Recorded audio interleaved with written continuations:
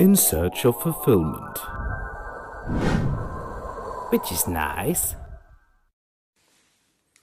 Hello there, welcome to In Search of Fulfillment, and this first sort of official episode, as it were.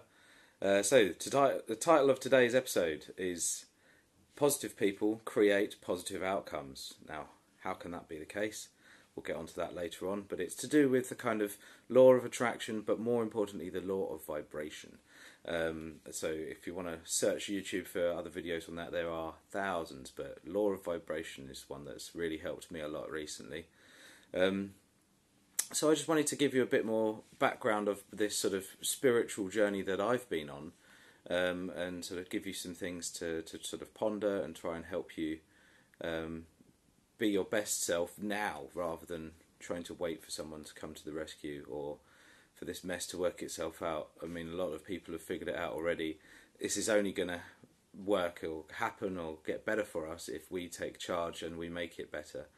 But we've got to be operating from the right position. If we're operating from the pretense of fear or doom or any of those sorts of things, then we are doomed to fail, because we're no better than the myriad of people who are still very asleep. So it's not about positivity being blind to whatever's going on. Not saying to bury your head in the sand, that's not it. But to borrow from one of my favourite films, there it is, we're in a lot of trouble. And you don't need me to tell you that we're in a lot of trouble. And there's thousands of people out there on YouTube pointing out the hypocrisies of the times in which we live, and telling us how bad things are. But really, I've been very, very troubled, shall we say, concerned, and scared. I've been pretty fearful myself, but it's learning to overcome that. But I've been horrified, frankly, at how people have been so complacent and so fearful and so led by the nose by the mainstream media in particular, but all of these aspects. I really am seeing people around me in a different light. I've felt very alone. I'm sure a lot of you have as well.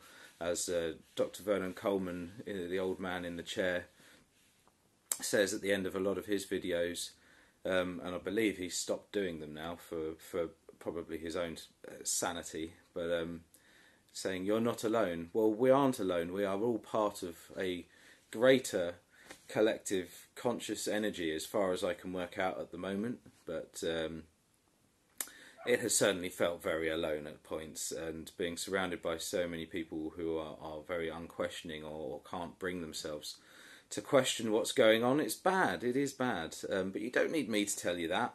I'm here to try and give you a positive angle on which to progress forwards, rather than keep swimming around in the doom. And so the people watching the videos on the politics side of things and the negative side of things, I mean, it's all very important, and forewarned is forearmed, but at the same time, if we dwell so much on the negative and just look at the whole situation, and we can get bogged down into that too much, and it all becomes, we're doomed.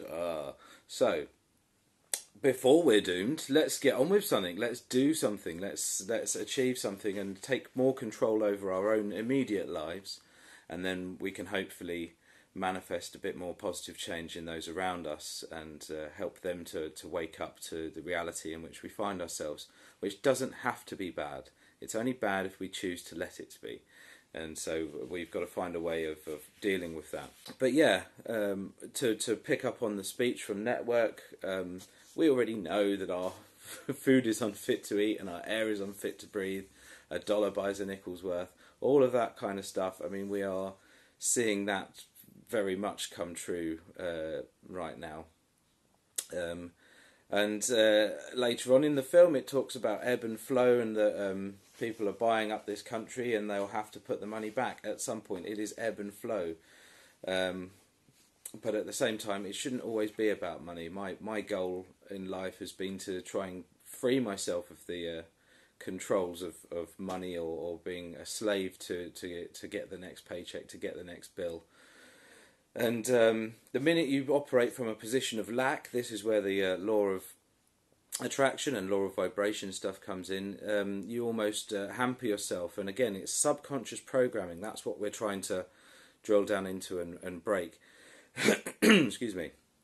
So Western civilization is founded primarily on a set of Christian values. And that even though we've drifted away from the church and from religiosity or mainstream Christianity, I feel we still hold most of these values as a society, whether we acknowledge them to be of Christian origin or not. I mean, they are a good moral framework in most cases from which to operate. And I think most belief systems around the world are very similar, really, in terms of what they're trying to reach, the end goal, the meaning behind it.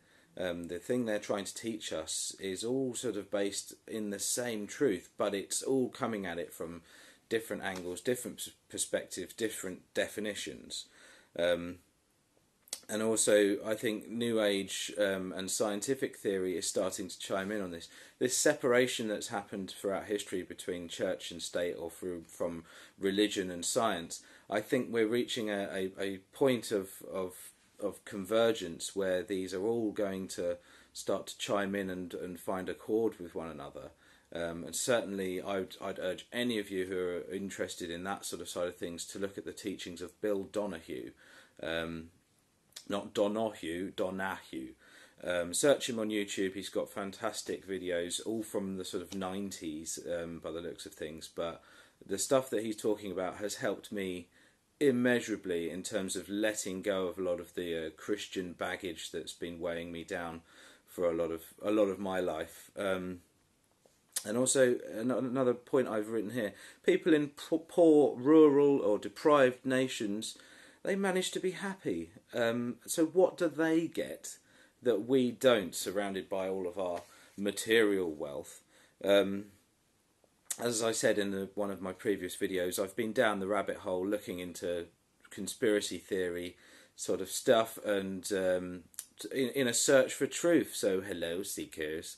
I've gone full circle, I think, in the rabbit hole. This is where I came to in sort of September, October time last year, is that I really think that the kind of Jesus disinfo is one of the biggest and oldest cover-ups, and I think the teachings of Jesus and Krishna and Buddha and all of these other things do link up, and they're all talking about the same sort of thing. So I think, yeah, I don't know whether we want to go down the route of blaming anyone for it and accusing, because that's of the lower energy, but needless to say, there's definitely been a lot of disinfo and hatred and animosity projected towards that particular individual. Again, whether he's a historical figure or not, I'm not entirely sure, but certainly he exists in the Bible. There is a clear message there, but it's only for those who have eyes to see and ears to hear. And this is one of the things that's taught me recently, is that the Bible is reasonably historically accurate in ways, but it's written in several strands, in that there's sort of the historical account, but then a lot of it is allegorical or told through parable or fable. And yes, it's there to teach you a kind of broader life lesson rather than drawing the specifics from the story. But I think a lot of what I've been learning recently is that it is a psychological self-help manual. That's the basic instructions before leaving Earth. So we can live on Earth in a true kind of paradise of our own making, rather than having to wait this hell out until we get to the next life when it's allegedly going to get better. Well, I want to make it better in this life for myself and for others, not just waiting and suffering now in the vain hope that I might have something better coming to me down the line. Yes, this existence is temporary, but it's certainly getting dragged out quite a bit for me at the minute.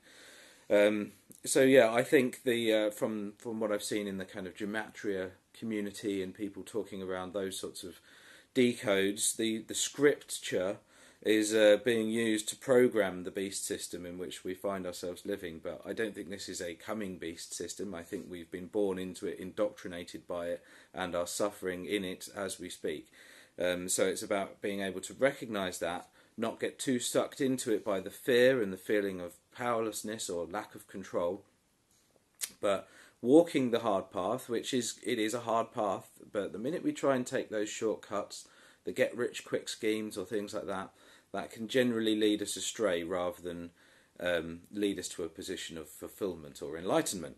And my objective is to sort of believe nothing, question everything, and only believe something when you personally hold it to be true.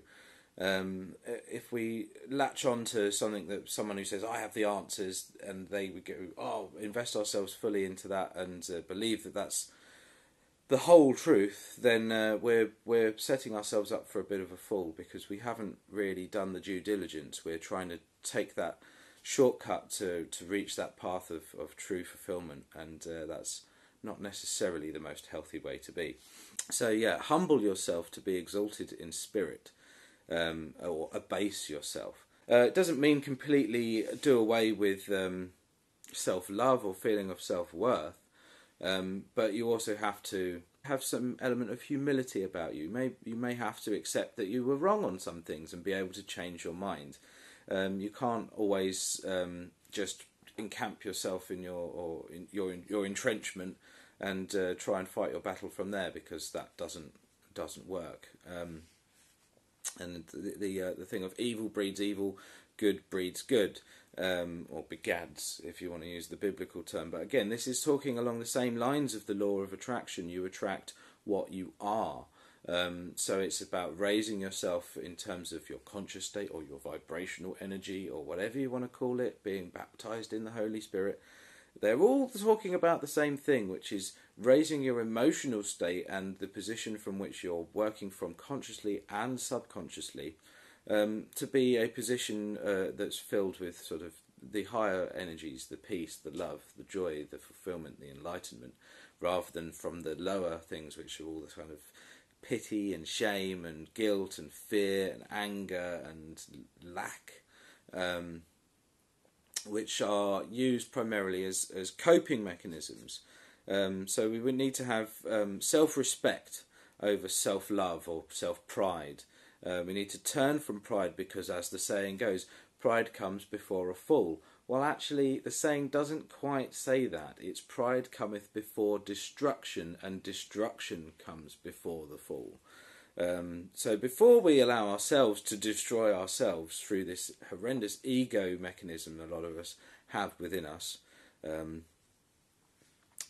we need to enroll ourselves as humble students of truth and operate from a position of peace and love and understanding, in order to maintain that kind of positive framework to be able to deal with the problems. And it's not a case of just going around the problems, you have to go through them, but by doing so you are growing all the time as an individual, and that allows you to, if you're in the right headspace, to take the positive from that rather than feel tested and pressured and negative.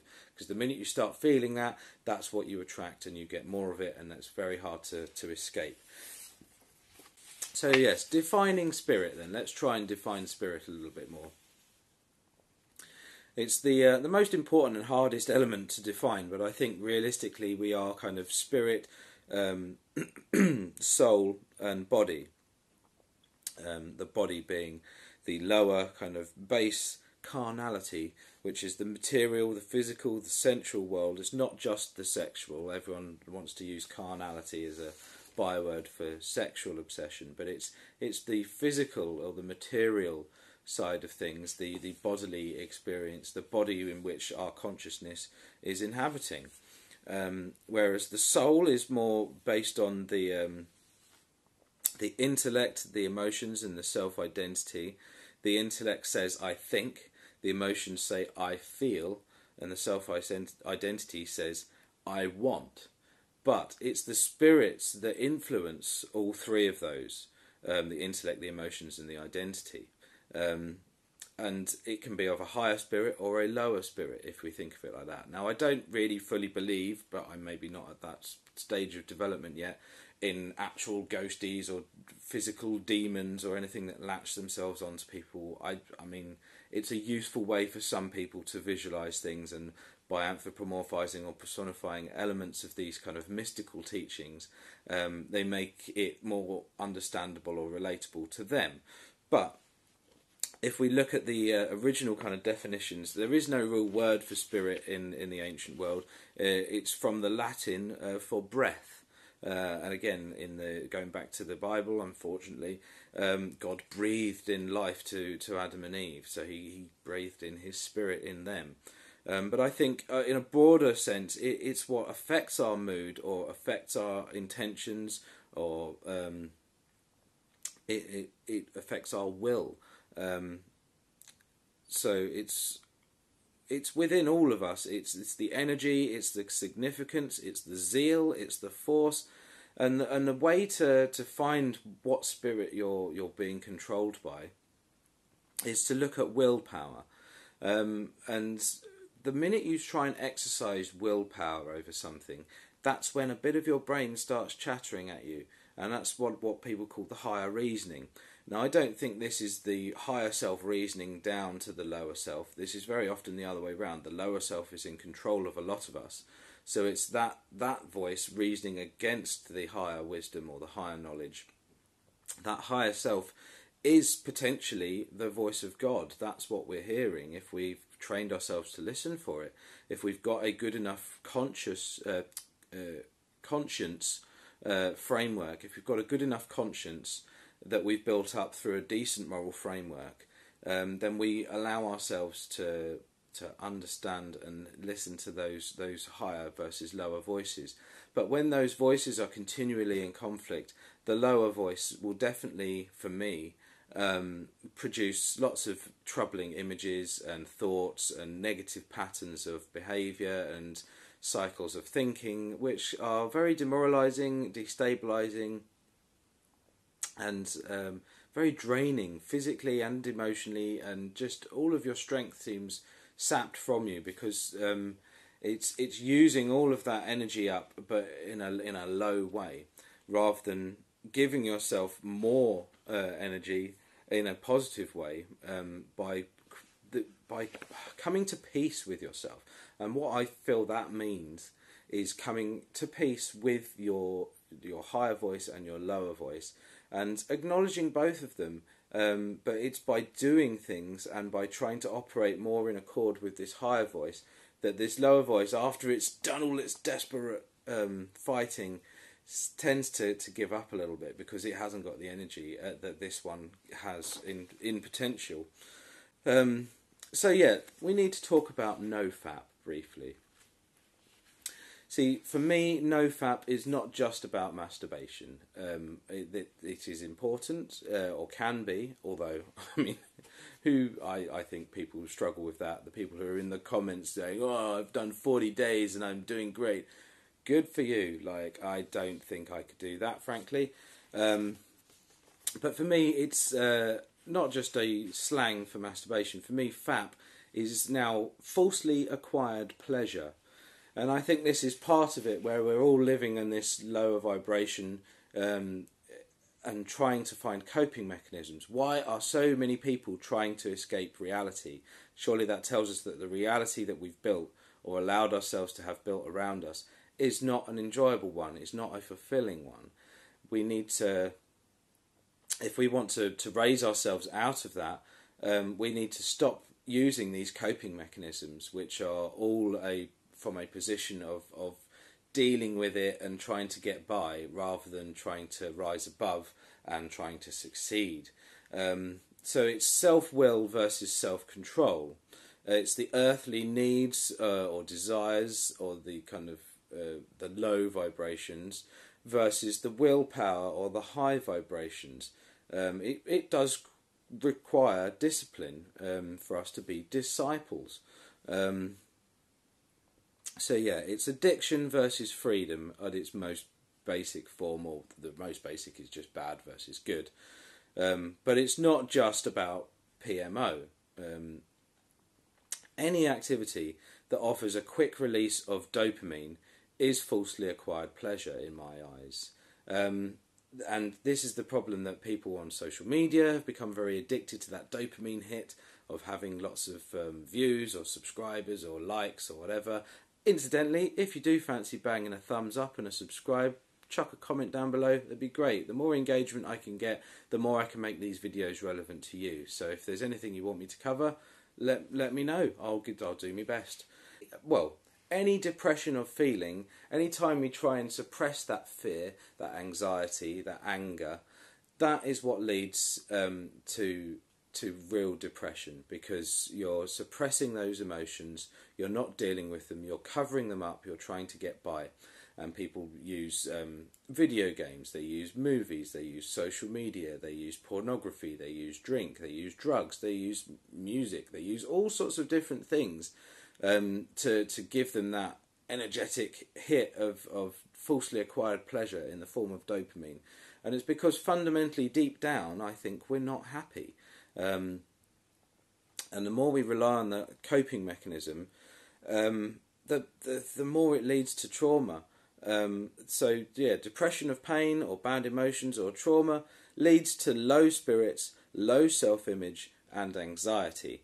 This leads to coping strategies and mechanisms being employed to either raise the mood or spirit or to lower the anxiety. And then when these work, we seem to feel happy and functional, but it's only temporary, often very, very temporary. And the down from the high is usually more painful each time. Now, this has certainly been true for me. I've battled with various different addictions throughout my life, and I'm still battling them. But I think that's the thing, the trap with, certainly with drugs and things, is that you end up taking it just to feel normal. And the minute you're doing that, it's a synthetic, falsely acquired pleasure. It's not very pleasurable, and then when you try and live without those, suddenly you find how little control you actually had over them, how much control they had over you, and how little you were getting from them. It becomes a chore. There's a lyric in one of the street songs that stuck with me for years. Suddenly weed becomes a chore. You want the buzz back, so you follow the others on to smack.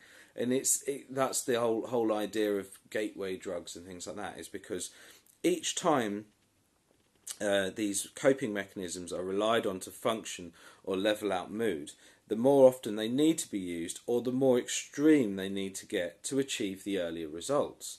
And this ends up controlling or dominating people's lives.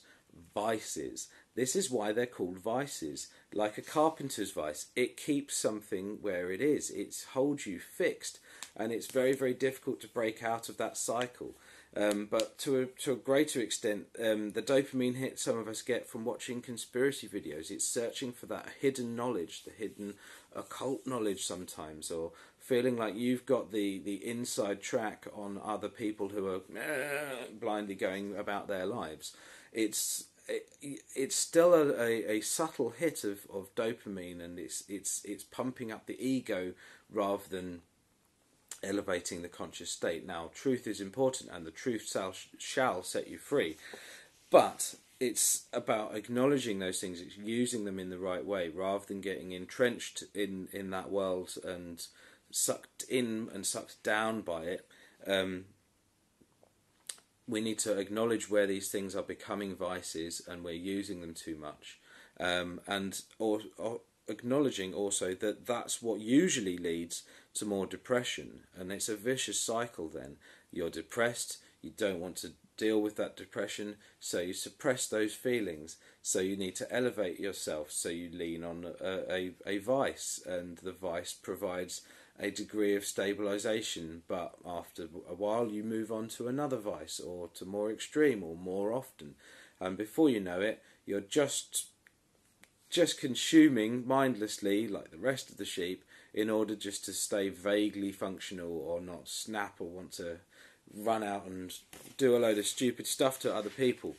So it's a tricky one, and I'm not pretending for a minute that it's easy. But I think the importance of NoFap is the exercising of the willpower side of things, and being able to train your consciousness into listening to those voices and acknowledging what they actually want. What are they trying to make you see? What do you need to deal with in order to let go of some of that hurt, or to shut these voices up so you can carry on with what you actually want to achieve, rather than being weighed down by all this baggage. the hot air balloon analogy with the kind of law of vibration. You can do so much positive thinking and positive attraction and all that kind of stuff, and puff up this hot air balloon to the point where it really wants to take off and soar, and you can get really high on your own supply. But it's got sandbags weighing it down, and if you haven't dealt with those sandbags, and that's the stuff that you're trying to escape from ultimately, you need to find a way of letting go of those. So until those are dealt with, you can pump as much energy as you want into that, but all you're going to do is exhaust yourself and get nowhere. And even if you do manage to rise up for a while, there'll still be some little gremlin holding onto the rope, pulling you back down in that hot air balloon. So I hope that makes some sort of sense. I've been waffling on for quite a bit of time now. But it's about maintaining yourself in a positive mindset, in a way that enables you to do more, and not be so exhausted by it, if that makes any sense. Look, let me just turn this camera around for a sec. So this is a gong. I bought this several years ago when I was working as a sound engineer, and I wanted to create some cool sound effects with it, and I thought I might get into meditation whilst I was doing that.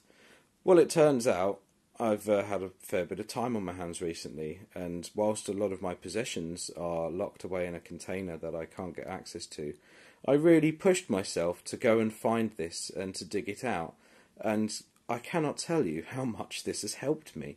It's been amazing, and it's not even using it for a mystical kind of spiritual purpose, but in a form of meditation, just some consciousness training. That's all meditation is allowing myself to reconnect with that inner peace, to calm myself down. When I find myself getting angry, I take myself away, I sit in front of this, I don't twat the hell out of it, I just, some gentle taps. And this thing will ring on for minutes, if not hours, and you can just sit there and let that sound wash over you, and it does help. It really does. It helps you to zen it out a little bit. So I've bought another one. And this is possibly one of the cheapest, sort of decent size. These are both wind gongs, and they're both from Thomann. So I'll do some more elaborate videos on these at some point, showing you how you can get the most out of these, because these are reasonably affordable compared to a lot of other gongs, and they do sound nice.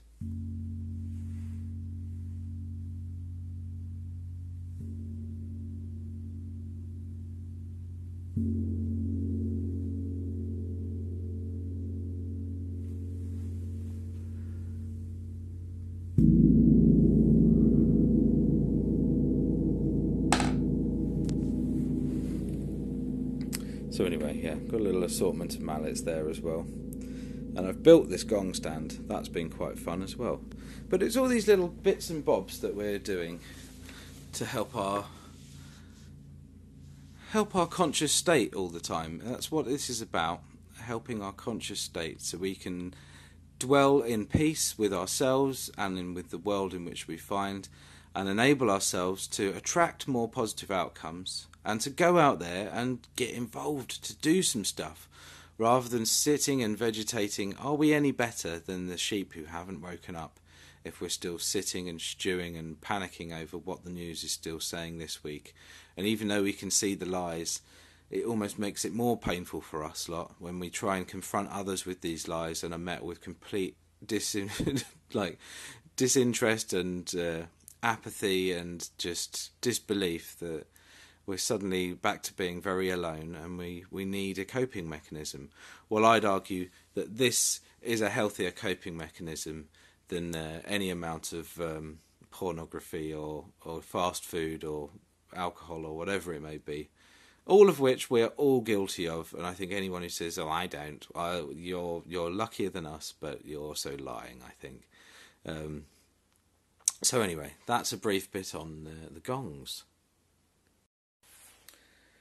So anyway, enough waffling on from me, but there's quite a lot of things I want to touch on in the next coming weeks. I'm going to try and do a video every week for the time being for you guys.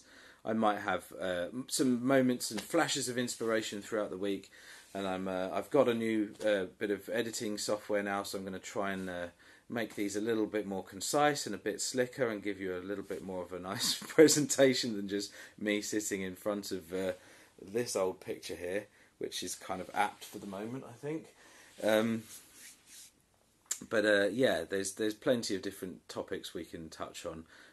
I myself, my background is a sound engineer, so I want to talk to you about In Search of Audio Fulfillment. There's so many different aspects of it that I can touch on. And it's not just physical, and it's not only spiritual. It's a balance between the two, and I think that's where the real positivity lies, is going out, as we're all having a physical experience at the moment, going out and physically doing stuff in the world is got to be a good thing, right? That doesn't mean we're overcome with our carnality, but it's the position from which we operate from which determines the outcome. And if we operate from a positive position, then generally the outcome will be positive. And I was going to talk about the numerology stuff involved with Prince Philip's death this last week. There's all sorts of other interesting aspects, but really I don't have any control over those things, and there's not very much I can do about them whilst I'm still struggling to dig myself out of the own negative thought traps that I find myself in. So hopefully this has made some sense to some of you. If it did, give it a thumbs up, bang a comment down below, and consider subscribing. Thanks very much. Bye for now.